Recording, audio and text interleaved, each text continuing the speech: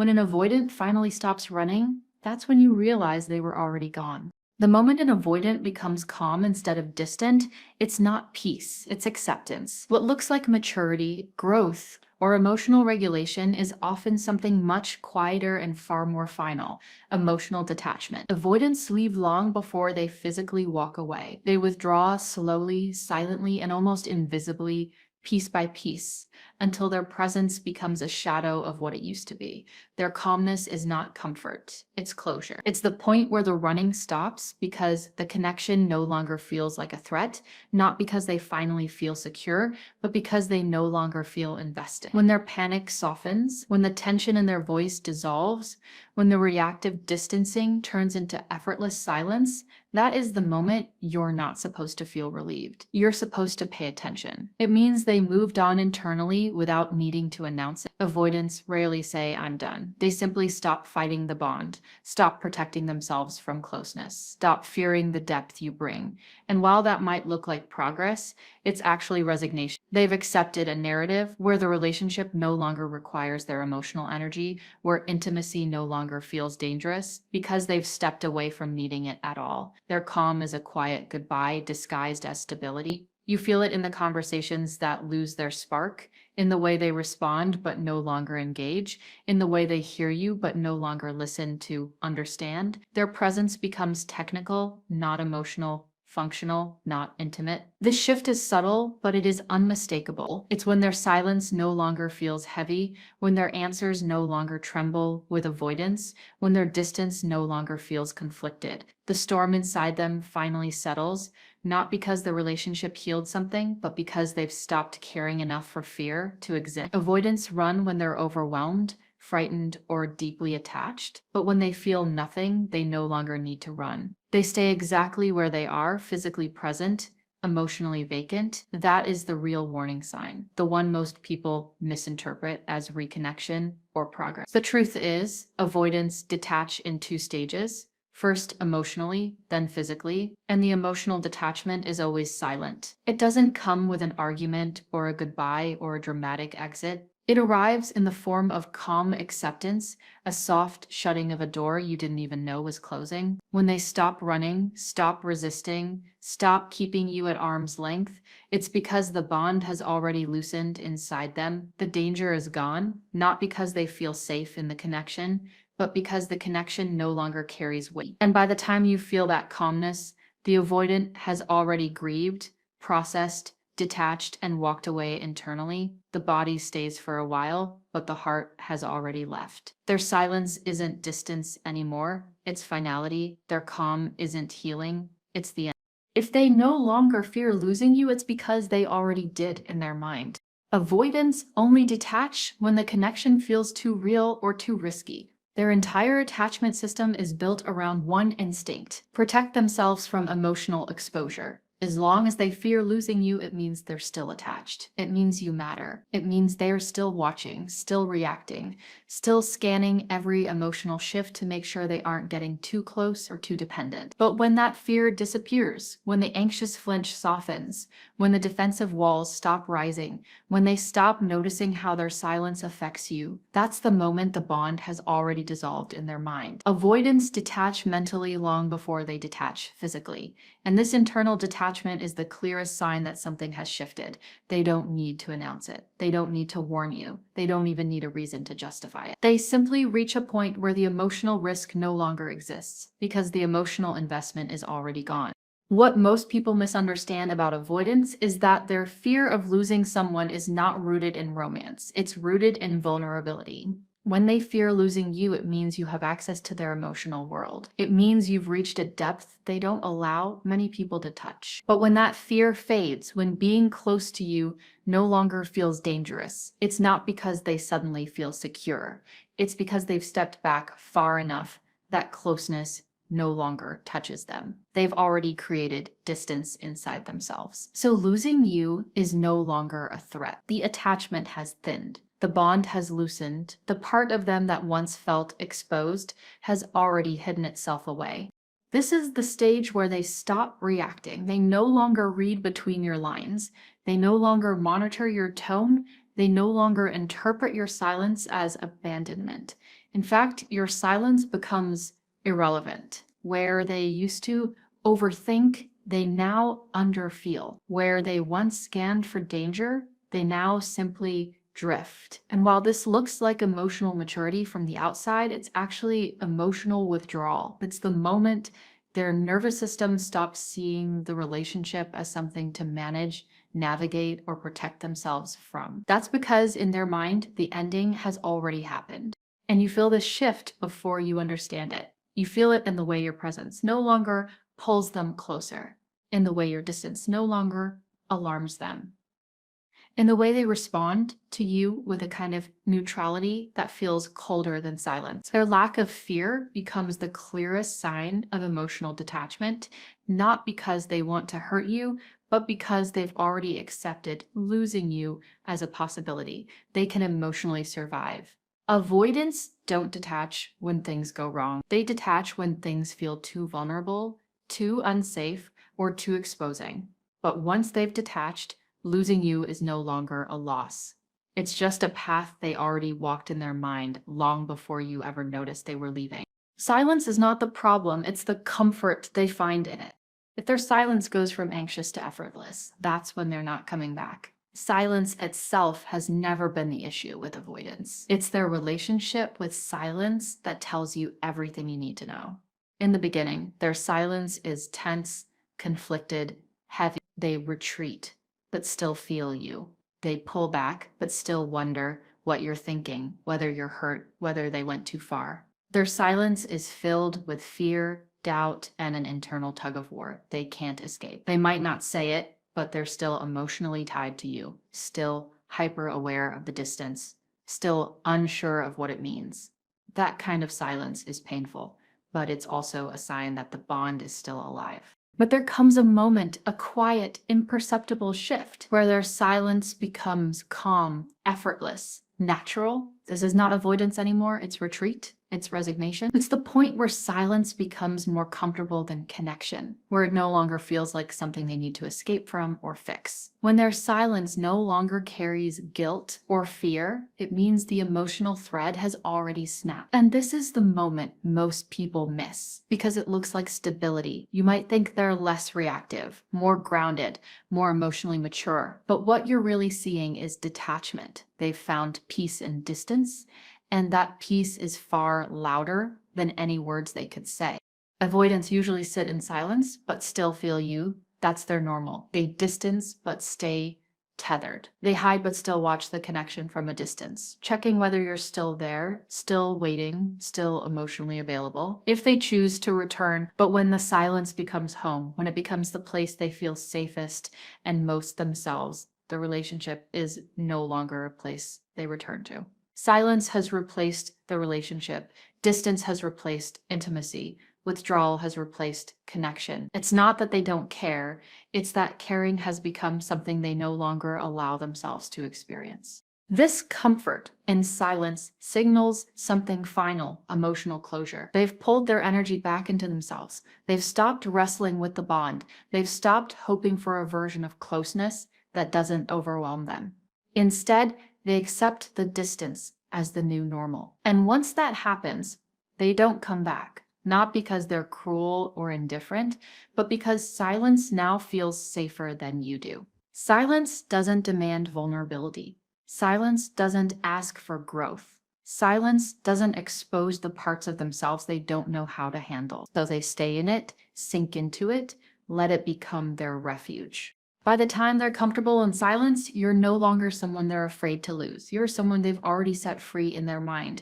Their silence is not an invitation, not a test, not a waiting room. It's an ending delivered without words. And when they no longer feel the tension of that silence, when they no longer search for you inside it, that's when you know they're not coming back. When an avoidant stops defending themselves, they've already walked out in their head. Avoidants argue when they care.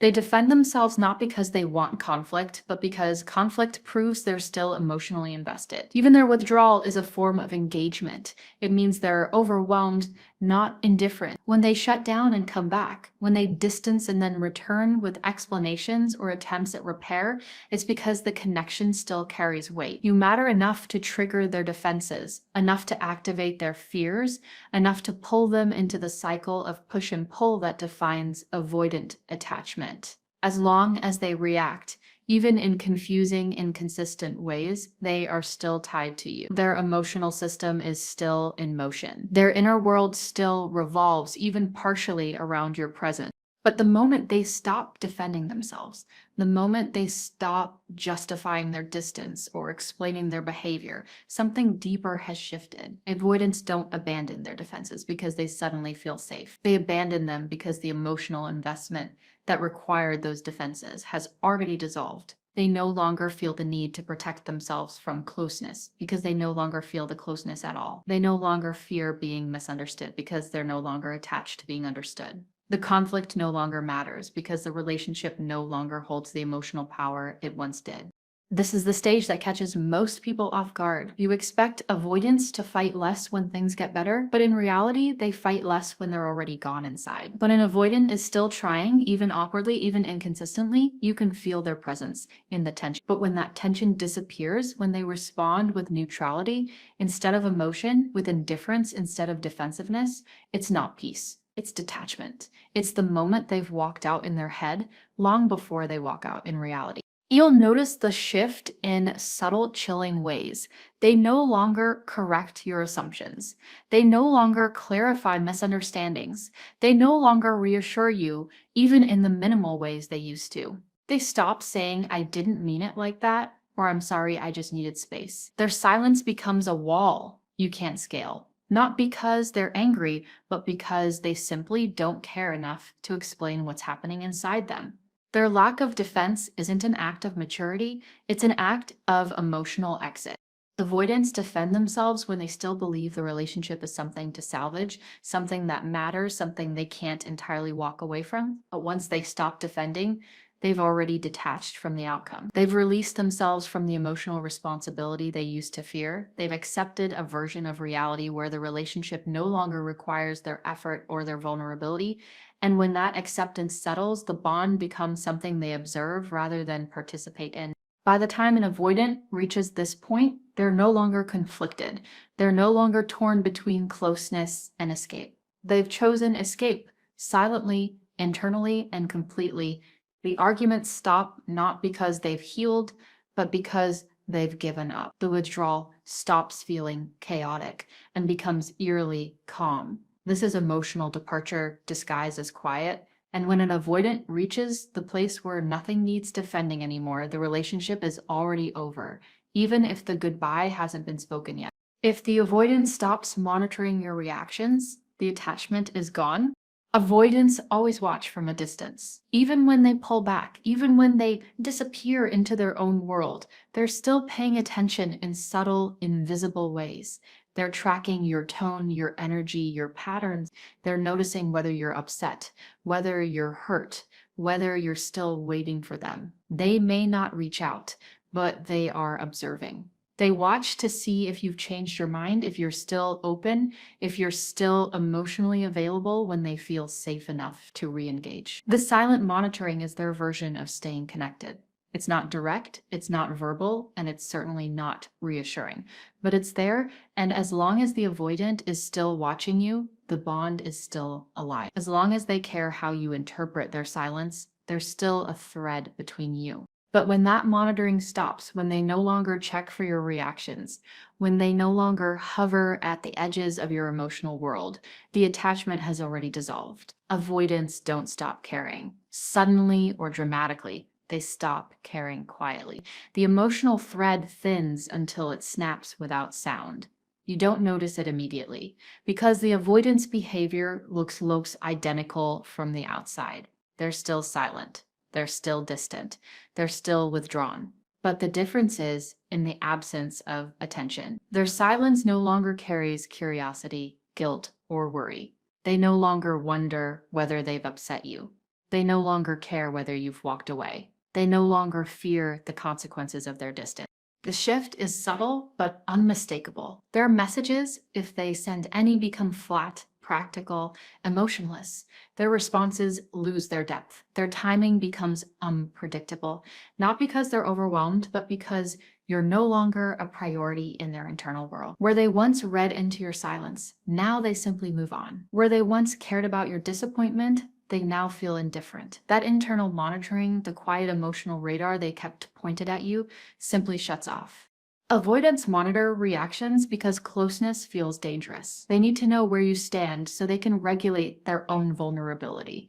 But when the bond breaks inside them, there's nothing left to regulate. Your emotions no longer influence their behavior. Your silence no longer triggers their fear. Your presence no longer stirs their conflict. They step out of the emotional ecosystem the relationship once created, leaving you in a conversation they're no longer participating in.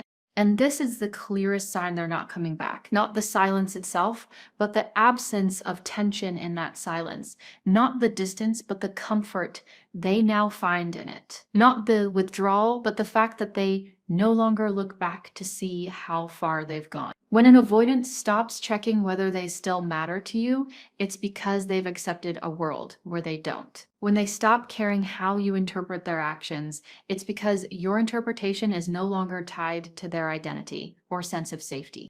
By the time an avoidant stops monitoring your reactions, the emotional connection is no longer real to them. You may still feel the bond, but they've already stepped outside of it. At that point, silence isn't a test. Distance isn't fear. Withdrawal isn't conflict. It's simply the end, delivered without a word. Indifference is the avoidance, true goodbye. Not anger, not anxiety, not shut down. Indifference.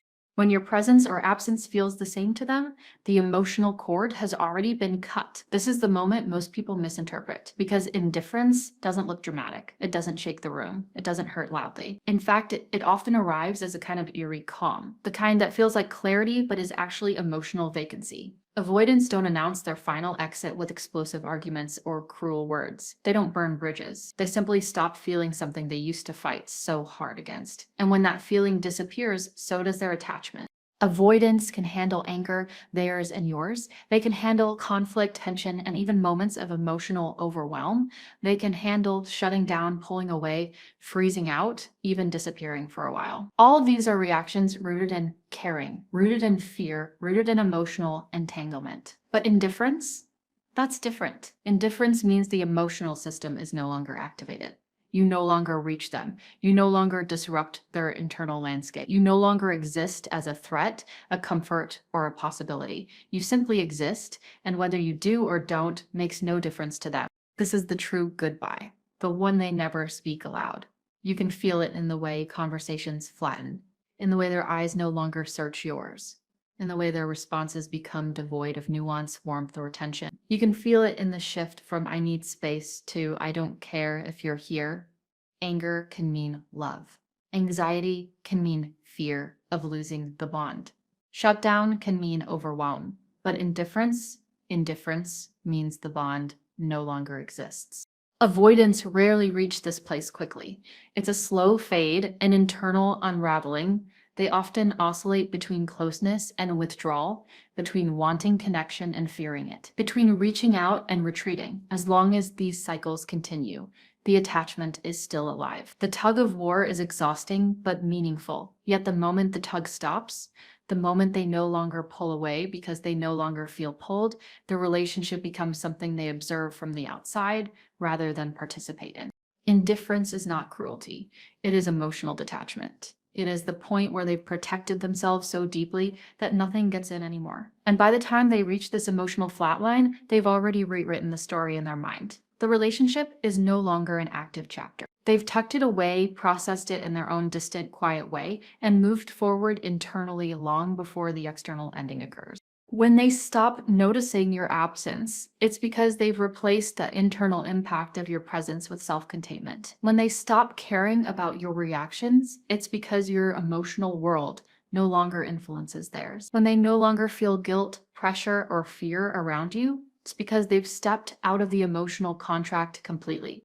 Indifference is the avoidance cleanest cut. Silent, swift, invisible. It's not meant to hurt you. It's simply the way they exit without confrontation, without chaos, without vulnerability. And when your presence or absence feels the same to them, it's because somewhere deep inside, they've already said their goodbye. When the avoidant starts planning without you, they've already accepted the ending. Avoidants don't end relationships loudly. They don't slam doors, deliver final speeches, or announce their emotional exit. They end them quietly, almost invisibly, by building a life where you're no longer a factor. This is their true point of no return. While other attachment styles rely on conversation or closure, avoidants rely on internal shifts. They make their decisions in silence long before you ever see the external change. And the clearest sign the emotional door has closed is when they start shaping a future that doesn't include you in even the smallest ways. Avoidants live largely in their internal world, and that world is driven by safety, autonomy, and predictability. When they care for someone, that internal world expands. They begin to picture you in their routines, their choices, their future. Even if they act distant, even if they struggle with closeness, you're still part of the blueprint. They think about how decisions affect you. They consider your feelings, your presence, your role. They might not verbalize it, but you're still in the imagined future they carry inside. But when that stops, when they begin making plans without even factoring you in, the emotional attachment has already been severed. Avoidants don't consciously decide, I'm removing you from my future. It happens gradually, almost instinctively. As their internal bond loosens, the more disconnected they feel, the more self-contained their plans become. They start imagining scenarios where your reactions don't matter, where your input is irrelevant, where your presence is optional. And once your presence becomes optional in their mind, the relationship is already over. This shift often appears subtle at first. They stop asking about your schedule. They stop discussing upcoming decisions. They stop checking whether you'll be okay with something.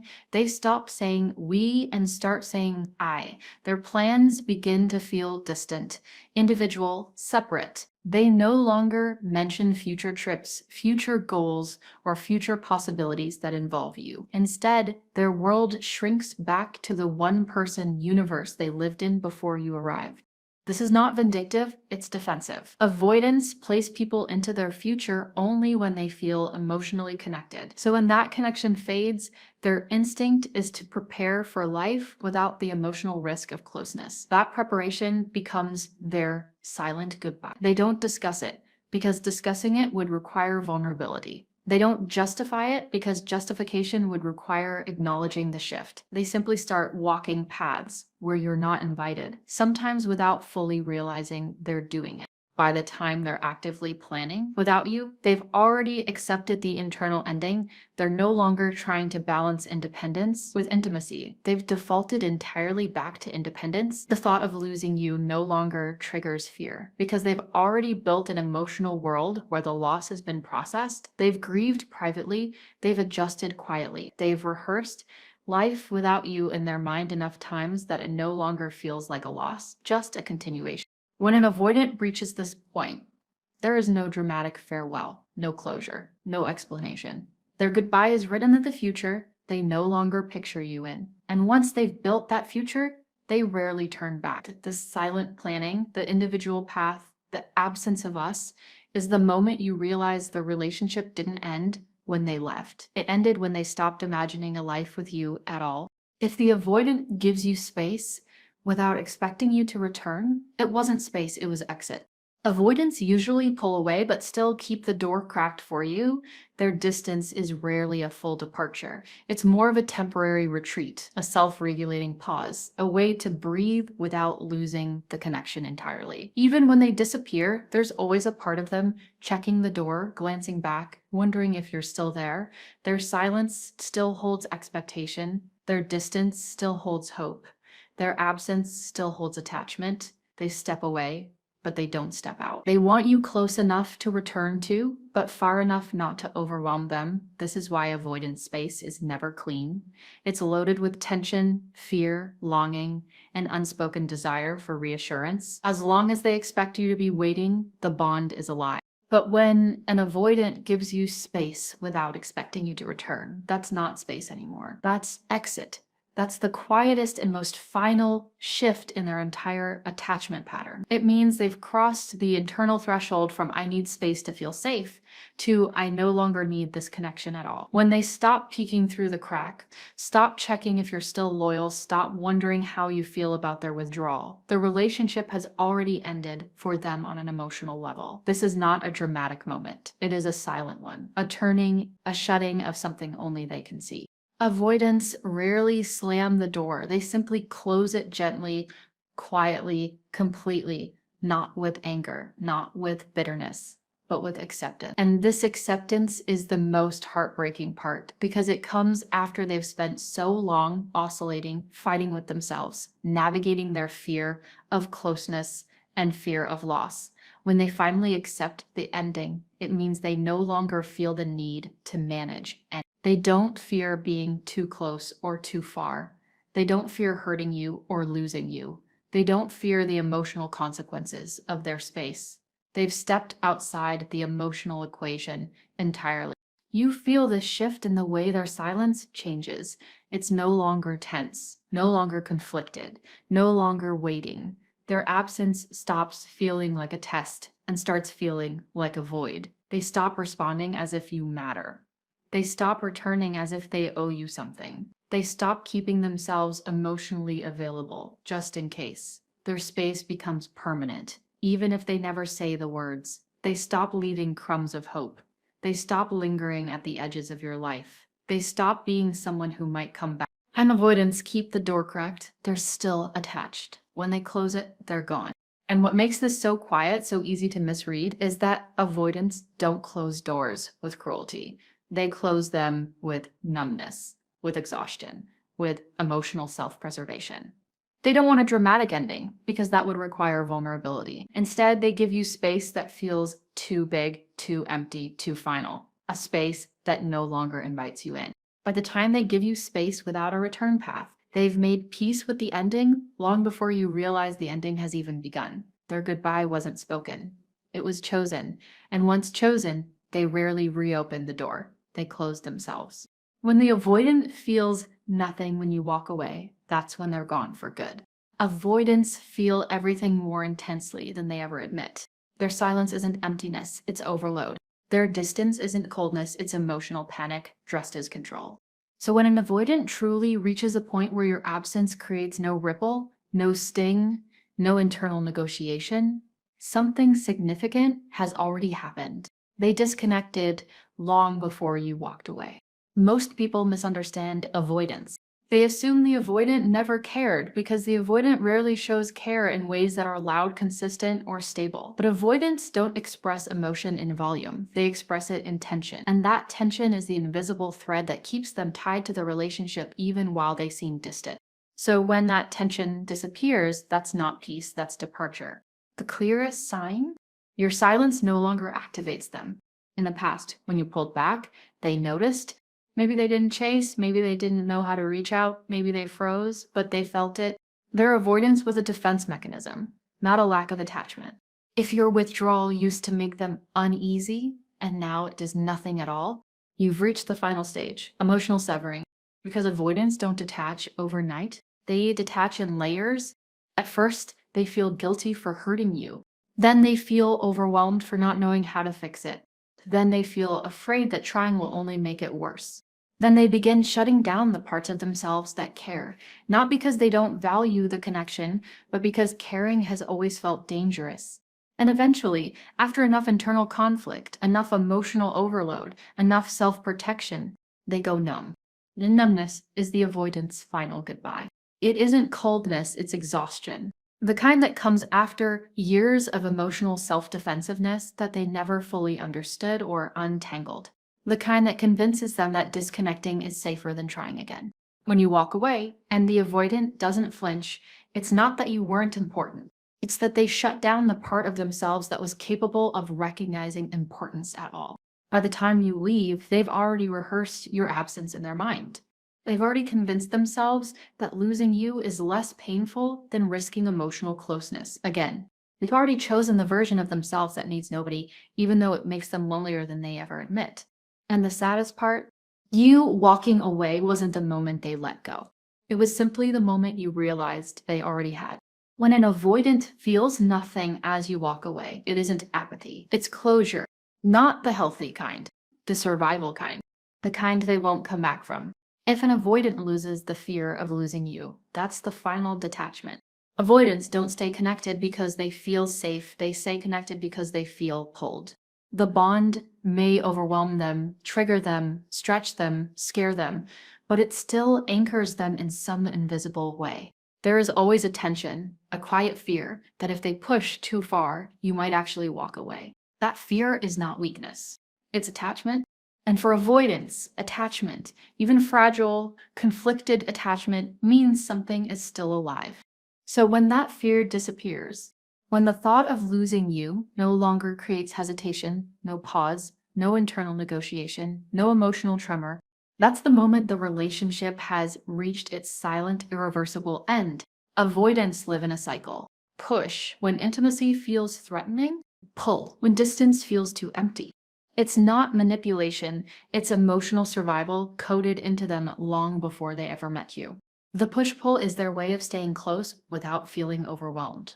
It's the only way they know how to love without drowning in the weight of it. So if both the push and the pull stop mattering, if they no longer worry about pushing you away, if they no longer feel the instinct to pull back toward you when you drift, you're not in a relationship with them anymore, not emotionally. You're standing in the aftermath. When an avoidant loses the fear of losing you, it means the attachment system has gone fully offline. They're not protecting themselves from closeness, they're protecting themselves from caring. They've shut down the part of them that could be hurt by losing you because at some point they decided that the emotional cost of connection outweighed the comfort it gave them. This doesn't happen suddenly, it happens after. Too many unresolved conflicts, too many cycles of connection and retreat, too much internal shame. Too many moments where they felt like they were failing you, too much pressure on their fragile emotional wiring. Eventually, their nervous system chooses the only thing that feels safe. Detachment that doesn't require grief. And that's why it looks like they don't care. But it's not that simple. They cared so much for so long in ways they couldn't handle that numbness became the only option left. You'll know they've reached this place because your reactions no longer register with them. Your silence doesn't stir them. Your absence doesn't unsettle them. Your presence doesn't soothe them. The bond that once triggered their fear of loss can't hurt them anymore because they've disconnected entirely from the version of themselves that bonded with you in the first place. And once they reach that stage, there is no pull left. No inner gravity, no instinct to repair, no part of them afraid of losing you, because in their mind, they already did, and they've finally accepted it.